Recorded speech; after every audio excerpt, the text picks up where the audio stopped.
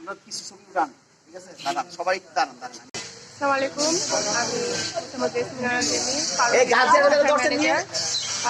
আমি বলবো যে বৈশ্বিক উষ্ণতা যেভাবে বাড়তেছে, সবাই প্রতিটা করে হলেও এই বর্ষা সিজনে একটা করে সবাই যদি আমরা গাছ লাগাই, তাহলে এই বৈশ্বিক উষ্ণতা কন্ট্রোলে আসবে, আমাদের পরিবেশ বাঁচবে, আমাদের মানুষজন বাঁচবে এবং আমরা বাঁচবো। আমি নাজমুল হুদা, এরিয়া ম্যানেজার, পীরগাছা এরিয়া।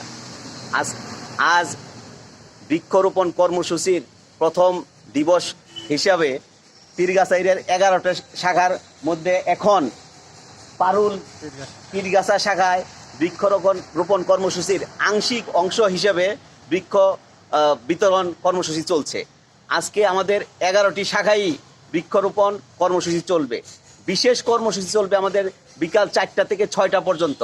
আমরা ঋণ বিতরণের সময় থেকে শুরু করে প্রতি সদস্যদের মাঝেই এই বৃক্ষ বিতরণ করছি। প্রত্যাশা করছি বিশ্বের বৈশ্বিক পরিবর্তনে, জলবায়ু পরিবর্তনে গ্রামীণ ব্যাংক এক সুন্দর যুগের সূচনা করবে।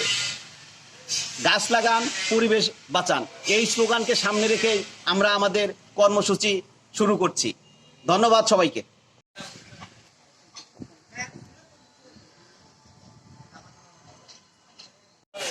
আপনার হাতে আইনা লাগাই দিছি, নার্সারিতে যাওয়া লাগলো না, তারপর কোন কি